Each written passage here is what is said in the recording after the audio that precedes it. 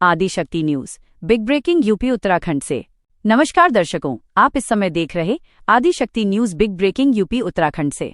UP Uttarakhand border Bareilly Nainital road पर पुलभट्टा के पास में स्थित राष्ट्रीय हिंदू महासंघ के मुख्यालय पर आज डॉक्टर स्वामी देवहंस महाराज ने क्या कहा, भारत को हिंदू राष्ट्र बनाने को लेकर आइए दिखाते हैं सर्वेश कुमार की खास बातचीत। आज हमारे चैनल में उपस्थित हैं डॉक्टर स्वामी देवहंस महाराज जी, जो किसी परिचय के मोहताज नहीं है। गुरुजी, आपका स्वागत है। चैनल को धन्यवाद देना चाहता हूं और आपके जितने भी दर्शक हैं उन सबको बहुत बहुत धन्यवाद देना चाहता हूं। गुरुजी, आपसे हम मात्र 2 सवाल जानना चाहेंगे। जब हमारा देश एक है तो मुस्लिम समाज के लिए अलग कानून क्यों है, कृपया बताएं। ये हमारे देश की विडंबना है और इसे मैं बहुत बड़ा दुर्भाग्य भी बोलूँगा कि जिस तरह से जब हमारा देश के 2 हिस्से बंटवारे हो गए तो जिस तरह से उस टाइम गांधी परिवार ने जो उस टाइम किया, ये बहुत बड़ा दुर्भाग्य का काम है। और जब मैं इसमें कहूँगा कि जब हमारा बंटवारा हो गया और हमने जब जमीनें एक हिस्सा जब पाकिस्तान को दे दिया गया, तो आज जो हिस्सा पे ये मुस्लिम लोग काबिज हैं, ये हमारे सनातन भाइयों का है। और मुझे कोई भी इसमें कहने में कोई गुंजाइश नहीं, कोई हिचक नहीं कि आज जो जमीन है वो सब हमारे आज सनातन हिंदू भाइयों की है। दूसरी बात, सामान्य कानून की बात करते हैं तो हमारे देश में बहुत सरकारें आईं और बहुत सरकारें गईं, मगर किसी ने इस बात को गहनता से ध्यान संज्ञान में नहीं लिया। जो मुसलमान कहते हैं कि हम अपनी मर्जी से इस देश में रुके थे, तो मैं आज उनको कहना चाहता हूँ, उन्हें ना किसी ने मर्जी से रोका था और ना वो आज भी स्वतंत्र हैं पाकिस्तान जाने के लिए, क्योंकि आज जो हमारे देश में वो रह रहे हैं वो ज़मीन हमारी है, हमारे पुरखों की है। क्योंकि जब 2 भाइयों का बंटवारा हो जाता है तो अपनी अपनी ज़मीन पर रहना काबिल है। दूसरा, कानून की जब बात आती है, हमारे देश का ये दुर्भाग्य है कि मुसलमानों के लिए एक कानून अलग। जब कोई मुस्लिम 4 शादियां करता है तो उस पर कोई भी कानूनी एक्शन, कोई भी कानूनी शिकंजा कुछ भी नहीं होता। और वो 12-12, 14-14 बच्चे जो पैदा करता है और भेड़ बकरियों की तरह उसका टैक्स, हमारे सनातन के अच्छे लोग होते हैं उसके टैक्स से भरपूर करता है। जी गुरुजी। और कोई हिंदू, कोई सनातन प्रेमी हमारा एक शादी से दूसरी शादी कर लेता है तो उसके खिलाफ सरकार मुकदमा लिख जाती है, उसके कानूनी कार्रवाई की जाती है। ये बड़ा दुर्भाग्य का कार्य है।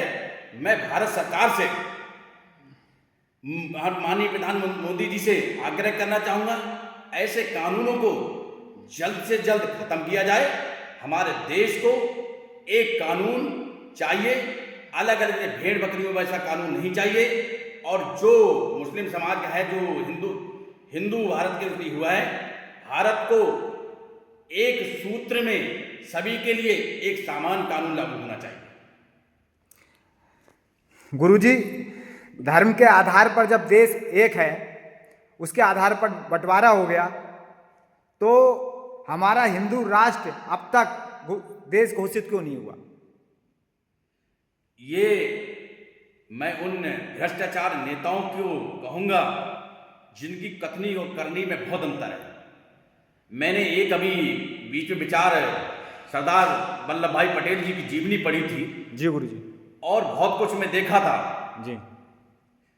जिस तरह से जब देश का बंटवारा हुआ और सरदार वल्लभ भाई पटेल जी ने पूरे देश को एक राष्ट्र बनाने की कोशिश की, आज जिन्हें हम राष्ट्रपिता कहते हैं गांधी जी, उनकी इसमें बहुत बड़ी महत्वपूर्ण भूमिका है। उनका जो रवैया था मुसलमानों के प्रति और हिंदुओं के प्रति, और जो हम गांधी जी को आज कहते हैं, मैं उनके विचारों से कहीं भी सहमत नहीं हूं।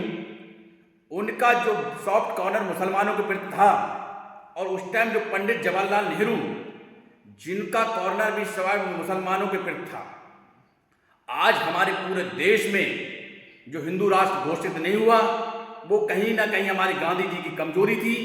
क्योंकि जब जब सरदार वल्लभ भाई पटेल जी ने इसका विरोध किया, गांधी जी मुसलमानों के लिए अनशन पर बैठ जाते थे मुसलमानों के फेवर में रहते थे। एक वाक्य और है, जब मुसलमानों को जब पाकिस्तान के लिए 75 करोड़ रुपए देने की बात हुई और 25 करोड़ रुपए जब दे दिया गया और जब पाकिस्तान ने दोबारा हमारे देश में मारकाट शुरू की, उसका विरोध भी, उसका पैसा ना देने का विरोध सरदार वल्लभ भाई पटेल जी ने किया, किंतु उस अनशन पर गांधी जी बैठ गए और मजबूर होकर वो हमारे जो 55 करोड़ रुपए था पाकिस्तान को देना पड़ा। इसका दुर्भाग्य ये है कि जो हम गांधी जी कहते हैं, जो लोग उनकी चर्चा करते हैं, आज जो देश की दुर्दशा है वो पंडित जवाहरलाल नेहरू की वजह से और महात्मा गांधी की वजह से। और आज जो हमारा देश हिंदू राष्ट्र घोषित नहीं हुआ, कहीं ना कहीं इन नेताओं का बहुत बड़ा रोल है। इनने जो रोल निभाया, आज उसका खामियाजा पूरा हमारा देश में जितने सनातन को मानने वाले हैं सब भुगत रहे हैं। और मैं भारत सरकार से गुजारिश करूंगा कि भारत को हिंदू राष्ट्र जल्दी से जल्दी घोषित कर देना चाहिए। नहीं, जिस तरह से जिहादियों की मानसिकता हमारे देश में बढ़ रही है, जिस तरह से गजवाए हिंद करने का उनका मंसूबा जो पूरा हो रहा है, जिस तरह से मुल्ला मौलानाओं का गजवा हिंद का जो मिशन चल रहा है, इससे हमारे देश में बहुत बड़ी अराजकता फैलाई जा रही है। बहुत बड़ा एक षड्यंत्र के तौर पे कार्य चल रहा है। मैं